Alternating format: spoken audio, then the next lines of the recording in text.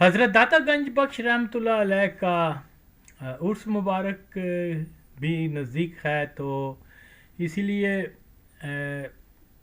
میں ایک چیز کی طرف تمام مسلمانوں کی توجہ دلوانا چاہتا ہوں، وہ یہی ہے کہ دیکھیے، جب ضیاء الحق قادیانی کا دور حکومت تھا تو اس زمانے میں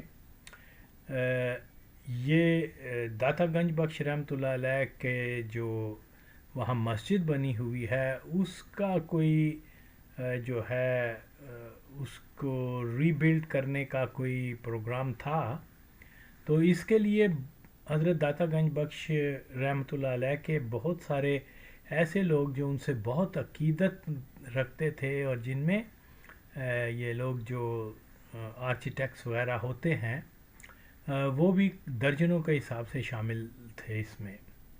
ہمارے ہی علاقے کے دو لوگ جو تھے، جو کہ بظاہر تو اتنے مذہبی نہیں تھے، لیکن ان کا ایک مطلب احترام کیا کرتے تھے اللہ اولیاء کا، تو وہ کافی اچھے نقشہ نگار اور ڈیزائنر اور یہ تھے، تو انہوں نے بھی اپلائی کیا ہوا تھا، اور بہت سارے جو تھے عقیدت مند، وہ اپنے اپنے نقشے سے یہاں کا ڈیزائن کرنا چاہتے تھے، لیکن جنرل ضیاء الحق کیونکہ خود قادیانی تھا، تو اس لیے اس نے سارے ڈیزائنر کا جو بھی آرکیٹیکٹس وغیرہ تھے ان کو یہ ان کا وہ نہیں پاس کیا، نقشہ یا ڈیزائن جو بھی ہوتا ہے، تو وہ بھی انہوں نے ایک قادیانی کے ذریعے کروایا۔ تو اس کے لیے آج جو موجودہ وہاں مسجد ہے جس کا جو ڈیزائن بنا ہوا ہے وہ ایک قادیانی نے بنایا ہوا ہے، تو میرا خیال یہ ہے کہ اس ڈیزائن کی جگہ نئے ڈیزائن کی ضرورت ہے جو کسی مسلمان کا بنایا ہو تو زیادہ بہتر ہے۔ تو اس کے لیے جو ہے یہ اس مرزئی کا بڑی مشہور مرزئی فیملی ہے، غالباً لاہور کے ہی ہیں، اب اس کا نام مجھے یاد نہیں آ رہا، یہ خود جو بیان کر رہا ہے کہ یہ جنرل ضیاء کے دور میں جو ہوا وہ سارے ڈیزائن کو ریجیکٹ کر دیا گیا اور مجھے ہی اس کا ٹھیکہ یا مجھے ہی بنانے کے لیے دیا گیا، تو یہ میں عوام کے سامنے رکھ رہا ہوں۔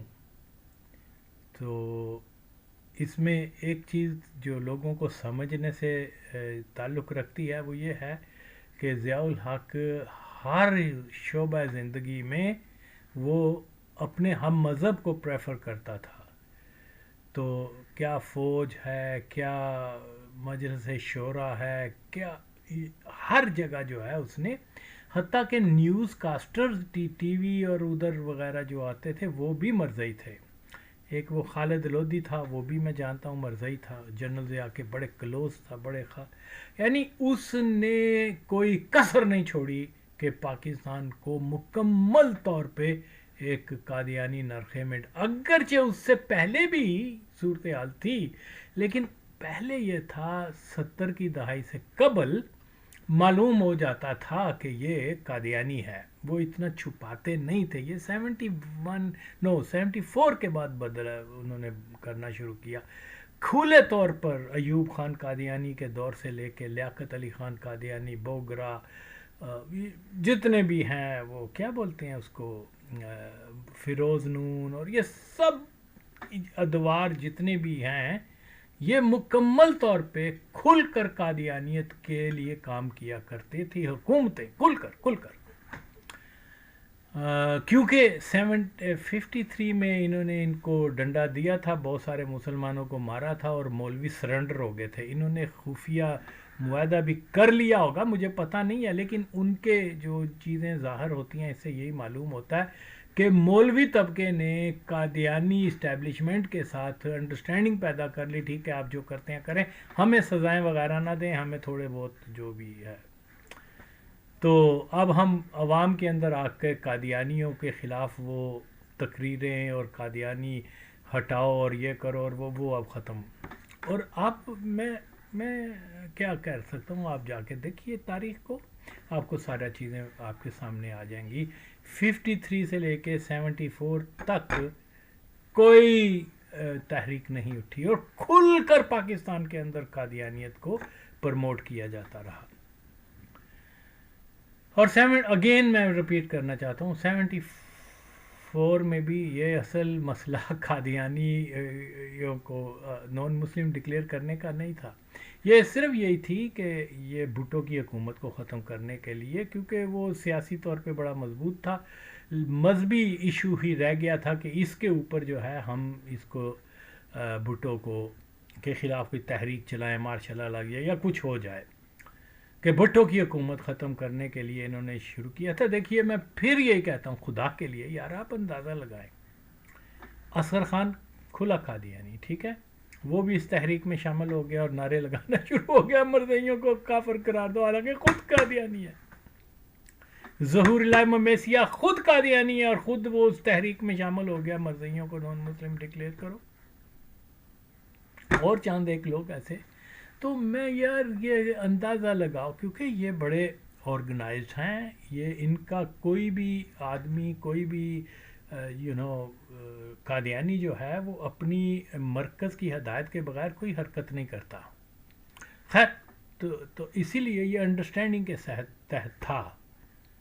اصل ہدف کیا تھا کہ بھٹو کی حکومت ختم ہو جائے، اور سہونی بھی یہی چاہتے تھے، اور اس میں جو ہے مولوی استعمال بھی ہوئے، اچھا پیسہ بھی لگایا گیا، ساری چیزیں فیکٹ ہیں. یہ فالس فلیگ تھا وہاں کرنا، کیا بولتے ہیں، ربوا اسٹیشن.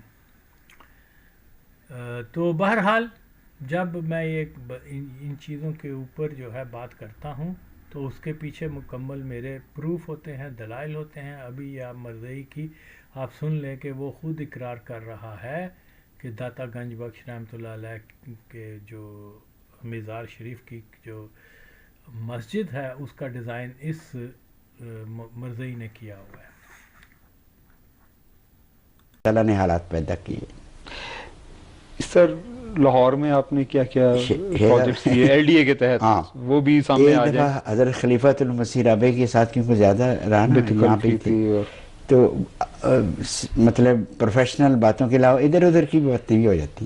ایک دفعہ مجھے کہنے مولانا صاحب کیا ہو رہا ہے لاہور میں؟ میں کہ حضور میں داتا دربار کا مزار کر رہا ہوں، اور مجھ سے پہلے 8-10 ڈرائنگ ضیاء الحق صاحب کے دور میں ہوئے ہیں، لیکن عجیب بدقسمتی ہے کہ کوئی بھی تھرو نہیں ہوا.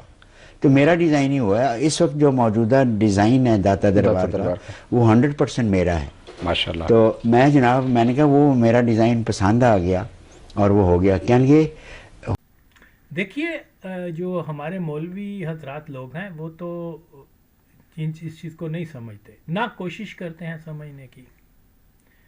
تو اگین کیونکہ وہ جانتے ہیں کہ یہ بڑا مشکل ایک ٹاسک ہے کہ ہم جو ہے جو برسر اقتدار رولنگ جو بھی ہے طبقہ وہ تو قادیانی ہے، یہ جانتے ہیں، لیکن ظاہر ہے اس کے خلاف اس لیے نہیں بولتے کہ اس کے بعد پھر ان کی دکانداری ختم ہو جائے گی.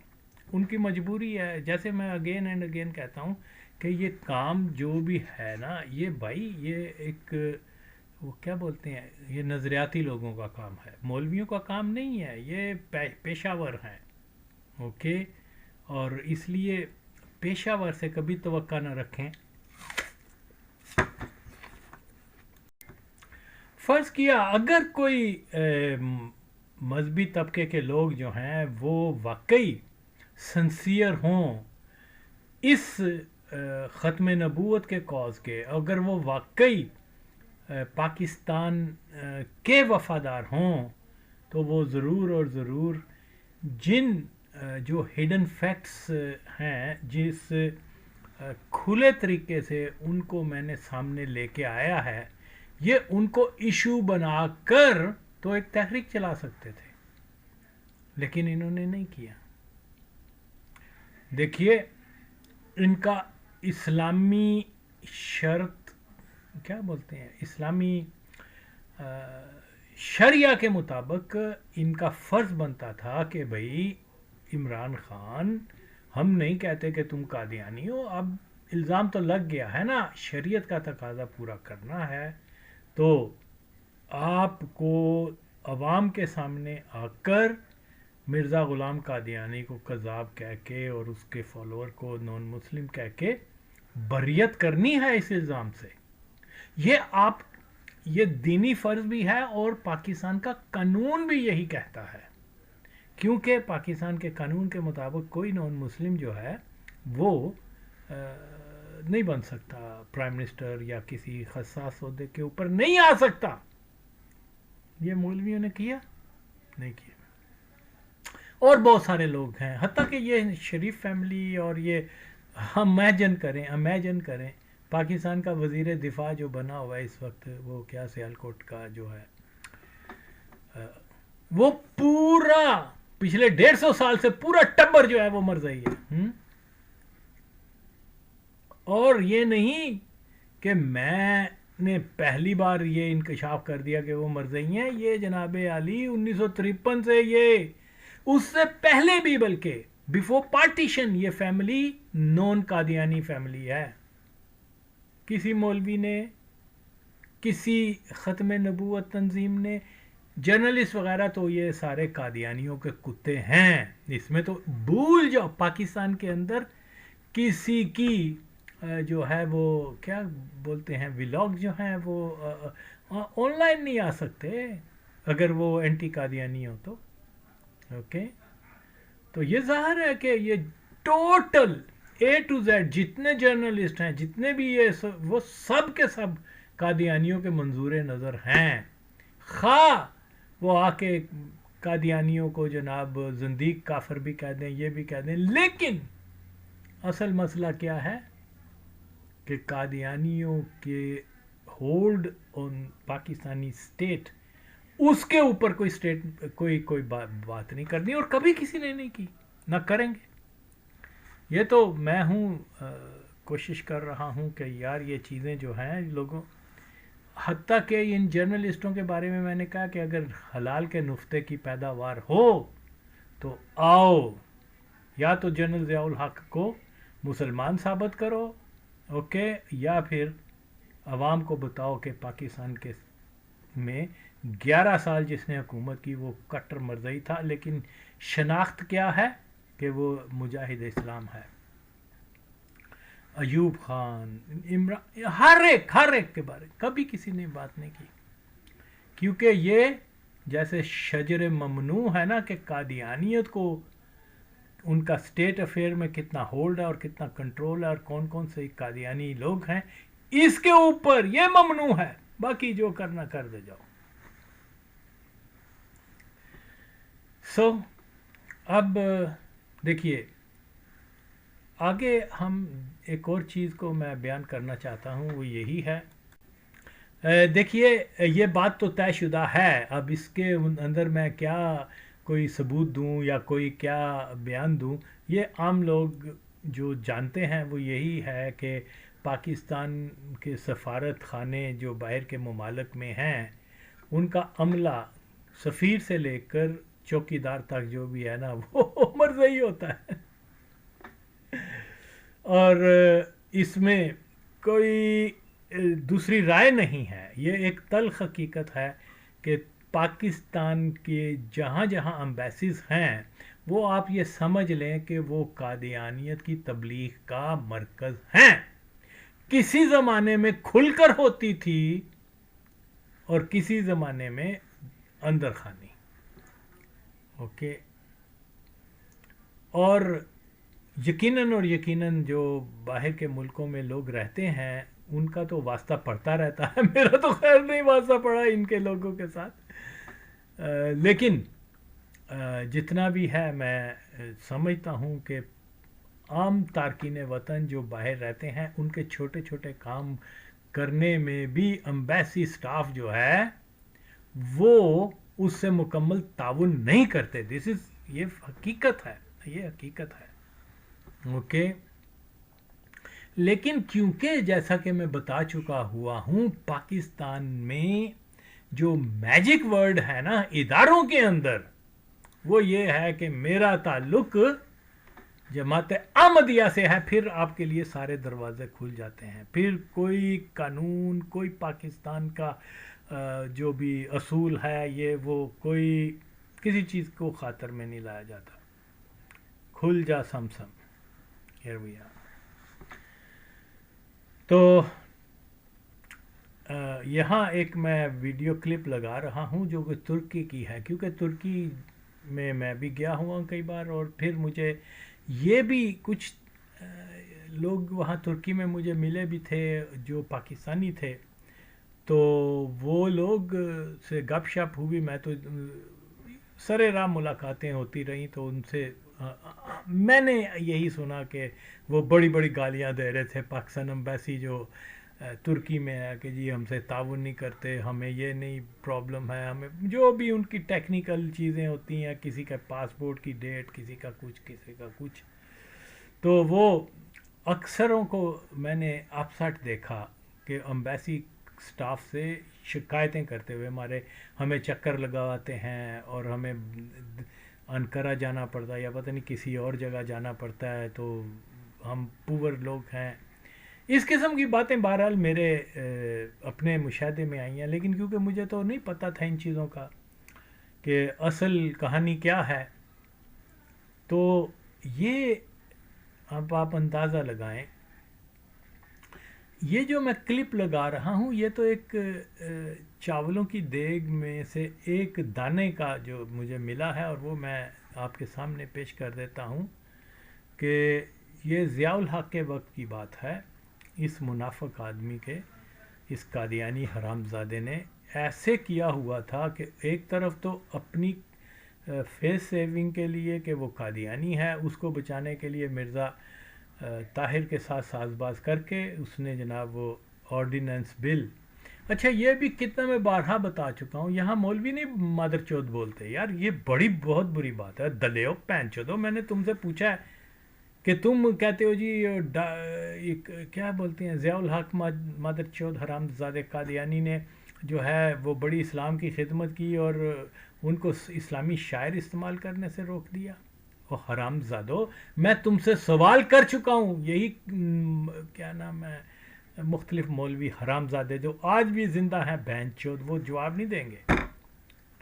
اور بولو جماعت احمدیہ اسلامی شاعر ہے کہ نہیں؟ اور بہن چودو دسو تمہیں اس وقت جوش نہیں آیا کہ جب اٹھے، جب اس نے کہا کہ جی ہمیں یہ کیا بولتے ہیں اسلامی شاعر استعمال کرنا جو ہے وہ الاؤ نہیں ہے قادیانیوں کے لیے. اگر تم لوگوں میں حقیقت میں ختم نبوت کے ساتھ وفا کا، اس کے پاسداری کا احساس ہوتا تو تم اسی وقت اٹھتے کہ ان کا نام بدلو.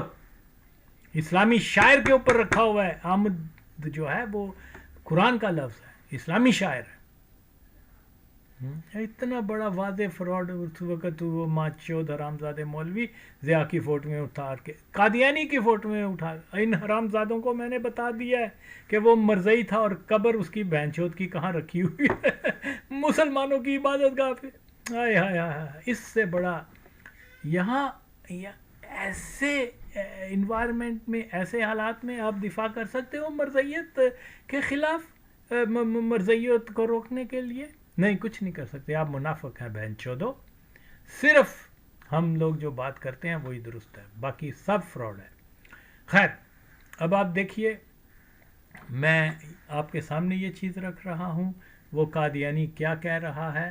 وہ کہہ رہا ہے کہ جناب علی جو کچھ کہہ رہا ہے وہ آپ سن سکتے ہیں، لیکن میں آپ کو ایک مزیدار یہ بات بتانا یہ چاہتا ہوں کہ یہ قاضی اسلم جو ہے نا، یہ بہت مشہور قادیانی تھا، اور اس کی جتنی اولاد وغیرہ جو بھی رشتہ دار سارے قادیانی، کوئی فارن سروس میں ہے، کوئی بینکنگ میں ہے، کوئی پاکستان کی فلاں منسٹری میں ہے، فلاں فلاں فلاں، یہ نا. اور یہ مشہور قادیانی تھا، یہ نہیں کہ کوئی ہڈن قادیانی نہیں تھا. یہ اس کا جو بھتیجا تھا اس کے ناجائز تعلقات تھے وہاں کراچی کوئٹہ کے اندر. وہ نواب محمد علی جو بوڑھا آدمی تھا، تو اس کی جو وائف تھی، جو اس کی ریلیٹیو تھی قادیانیوں کی، وہ جو ہے اس کے ساتھ اس کے ناجائز تعلقات تھے. اور مرزا جو ہے وہ کوئٹے میں جا کے اس کو مرڈر کروا دیا اور اس کو بعد میں شہید کا نام بھی دیتے ہیں. تو بہرحال یہ جو ہے تعلیم الاسلام کالج کا وہ پرنسپل تھا، اس کا بیٹا کہہ رہا ہے کہ وہاں فرسٹ سیکٹری تھا ترکی کی امبیسی میں، پاکستان امبیسی میں. جو کچھ کہہ رہا ہے آپ سب سن لیں، پھر دیکھیں معیار کیا ہے کام کروانے کا. پاکستان کے کسی بھی ادارے میں چلے جائیں کہ میں احمدی ہوں بس. اور ادھر قوم کو کیا بتایا جا رہا ہے کہ قادیانیوں کے ساتھ ایکسپلوٹیشن ہوتی ہے، ان کو مارا جاتا ہے، ان کو حل نہیں دیے جاتے حقوق اور یہ اور وہ. اوکے، تو پاکستان میں میرٹ جو ہے کام کروانے کا، ترقی کا، کسی بھی شعبے میں ریاستی میں چلے جائیں، اگر آپ قادیانی ہیں تو آپ کو پہلی فرصت میں آپ کا کام ہوگا، آپ کی رسپیکٹ بھی ہوگی، اور آپ کو جناب دعوتیں بھی دی جائیں گی، چائے بھی پلائی جائے گی، آپ کے ساتھ اچھا سلوک بھی کیا جائے گا کہ آپ کہہ دو میں احمدی ہوں، یعنی مرزئی ہوں. میں تو احمدی نہیں کہتا، لیکن یہاں مجبوراً کہہ رہا ہوں. تو یہ چیزیں کون آپ لوگوں کے سامنے پیش کر رہا ہے جناب علی؟ چلیں، جو سو ہو گیا سو ہو گیا. آج کوئی ہے مولوی میرے ساتھ آ کے کہے کہ جتنے بھی پاکستان کے فورن ممالک میں امبیسیڈر ہیں اور ان کے نیچے جو سٹاف ہیں، جب تک وہ مرزا غلام قادیانی کو کذاب نہیں کہتے، ہم بائیکاٹ کرتے ہیں پاکستان امبیسی کا. اوکے، لیکن مجھے پتا کہ کوئی نہیں کرے گا. لیکن میں اپنا فرض ہے پورا کر رہا ہوں. تو میرے دعوے کو جھوٹا ثابت کرو کہ کوئی نہیں کرے گا، بولو ہم کریں گے. آغا وسیم، تمہاری بات کو ہم جھوٹا ثابت کریں گے. ہم آج ہی واشنگٹن کے اوپر جا کے وہاں کہتے ہیں کہ جی یہ اسٹاف جو ہے، ہمیں نہیں معلوم کہ یہ مرزئی ہیں یا مسلمان ہیں. ہمارے پاس صرف ایک ہی معیار ہے کہ امبیسیڈر سے لے کے چوکیدار بھی جو پاکستانی وہاں ہے، وہ سارے آ کے بتائیں کہ مرزا غلام قادیانی کو وہ کذاب کہتے ہیں کہ نہیں. اگر نہیں کہیں گے تو آپ بائیکاٹ کریں. لکھیں، حکومت کو لکھیں، حکومت نہیں یعنی اخباروں میں لکھیں، سوشل میڈیا میں آئیں، سارے بیان کریں اور کچھ تو کرو. لیکن نہیں، میرا دعوے کو غلط کرو. بچاؤ پاکستان کو، بچاؤ جو میں کہہ رہا ہوں. اور ایک ہی چیز ہے ہمارے پاس، وہ ہے ملک پاکستان. اگر جس طریقے سے وہاں کے حالات بنا رہے ہیں بلوچستان میں، اور یہ سارا طالبان کیا ہیں؟ قادیانیوں کی پیداوار ہیں. صہونی اور قادیانی، صہونیت اور قادیانیت میں فرق ہے کہ یہ مادر چود حرام زادے کو میں 4-5 سال سے کہہ رہا ہوں کہ دیکھو بھئی، جب آپ نے افغانستان سے سارا کچھ ہو رہا ہے، انہوں نے جنگ شروع کی ہوئی ہے، ماچدو اس کو جا کے انہوں نے لانچ کیا. آپ ادھر بیٹھ کے تو ان سے معاہدے کر رہے ہو. جاؤ، ٹیررزم سے نجات کا کی راستہ ہے فل فلیج. اس کے علاوہ اور کچھ نہیں ہو سکتا، کبھی بھی نہیں ہو سکتا. لیکن یہ قادیانیوں کی انڈرسٹینڈنگ ہے کہ یہاں سرحدی علاقوں میں انریسٹ رہے، اور اگر پاکستان جب ٹوٹنے کے قریب ہوگا تو ہم اس کو ڈیوائیڈ کر کے ہم تو بھاگ جائیں گے، اور بلوچستان میں آمدیہ ریاست بن جائے گی، پشتونستان میں کوئی آمدیہ اسٹیٹ بنا دی جائے گی. بظاہر طالبان ہوں گے لیکن اندر خانی قادیان ہوں گے. ایسا ہے حامد کرزئی کے وقت سے لے کے، بلکہ اس سے پہلے بھی قادیانیوں کا بڑا ہولڈ ہے افغانستان کی ہسٹری کے اوپر، جو اس کو سارے کسی افغان نے اس کے اوپر بات نہیں کی. میں نے کیا، اللہ کے فضل سے ثبوت دیے ہیں. نادر خان، امان اللہ خان، اور اس کے بعد جتنے بھی حکومتیں آئی ہیں، وہ افغانستان میں بھی قادیانی کنٹرولڈ ہیں.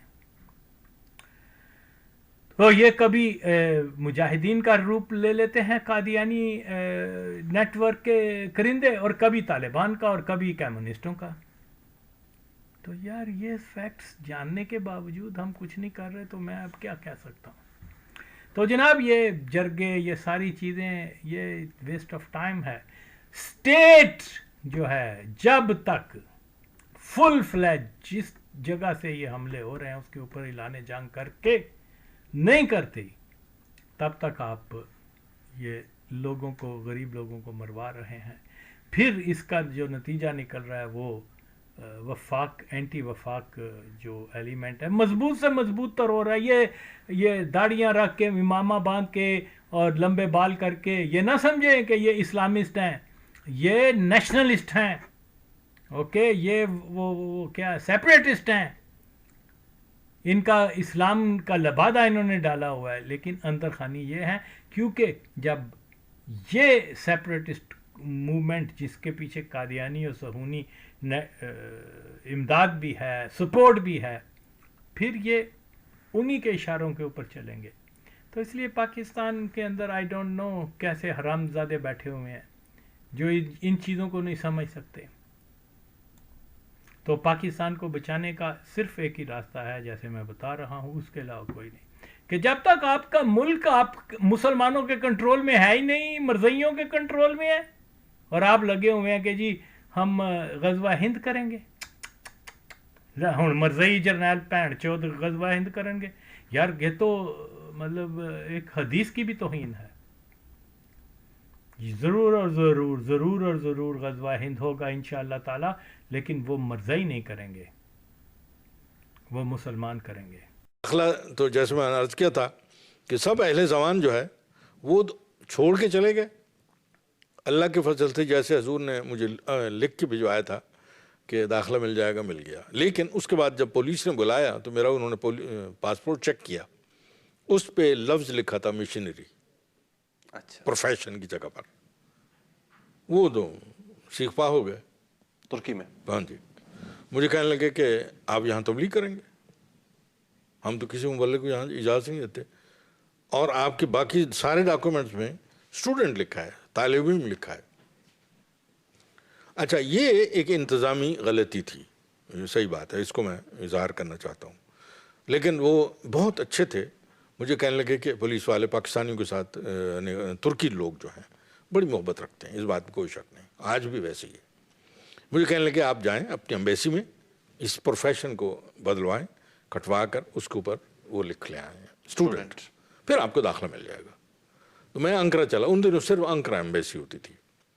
میں نے ان سے کہا جی میں فرسٹ سیکرٹری سے ملنا چاہتا ہوں. خیر وہ وہاں موجود تھے اپنے کمرے میں. انہوں نے پیغام بھجوایا کہ مجھ سے فرسٹ سیکرٹری ایمبیسیڈر کے بعد ہوتا ہے. ٹھیک ہے، آپ جانتے ہی ہیں ایمبیسیڈر اگر کہیں کام جائے تو وہ کام مقام ایمبیسیڈر ہوتا ہے. میں نے کہا جی میں نے آپ سے ملنا ہے. پیغام آیا کہ اچھا ٹھیک ہے، لیکن بہتر یہ ہے کہ آپ تھرڈ سیکرٹری سے بات کر لیں. 3 دفعہ یہ بات ہوئی، ٹیلی فون پر بھی ہوئی. وہ جو درمیان میں وہاں آفس کے اندر لگے ہوتے ہیں. تو بہرحال کہنے لگے کہ اچھا آپ ضد کر لیں تو آ جائیں، فلاں کمرہ نمبر ہے. میں وہاں گیا تو وہ چہرہ ان کو بدلا ہوا غصے میں، اور اندر جاتے السلام علیکم وعلیکم السلام. کہنے لگا ایسا کون سا کام ہے جو تھرڈ سیکرٹری نہیں کر سکتا، فرسٹ سیکرٹری پاس آنے کی ضرورت ہے. میں نے ان سے کہا کہ دیکھیں بات یہ ہے کہ میں احمدی ہوں اور میں یہاں اسٹوڈنٹ ہوں، لیکن میرا جو پاکستانی سب پاسپورٹ تھا اس کے اوپر پروفیشن پر جو لکھا ہے وہ مشنری لکھا ہے، تو میں یہاں اسٹوڈنٹ ہوں، اس کو بدلوانے آیا ہوں. آپ یقین کیجئے جب میں نے یہ بات ہے وہ کھڑے ہو گئے اور دونوں آنکھوں سے آنسو شروع ہو گئے. اچھا، میں بھی حیران ہو گیا کہ یہ ان کو کیا ہو گیا. میں تو یہ سمجھ رہا تھا کہ ممکن ہے کمرے سے نکال دیں مجھے، کہیں کہ جاؤ تھرڈ سیکرٹری، اتنی سی معمولی سی بات کے لیے آئے ہو. جب وہ سنبھلے اور کھڑے رہی اتنی دیر، میں بھی اٹھ کے کھڑا ہو گیا. کہنے لگے میں احمدی ہوں، اور یوں بازو کر لیے. ماشاءاللہ. پتہ کون تھے؟ قاضی محمد اسلم صاحب کے بیٹے. اچھا، ماشاءاللہ. جو کس زمانے میں پرنسپل ٹی آئی کالج کے رہ چکے ہیں، آپ جانتے ہیں، نام سنا. ان کے یہ بیٹے تھے. اور آ کر انہوں نے مجھے گلے لگا لیا. کہنے لگے میں سوچ ہی نہیں سکتا تھا کہ کوئی احمدی اس وقت میرے پاس میرے سامنے آ جائے گا. میں نے کہا میرے بھی یہی جذبات ہے.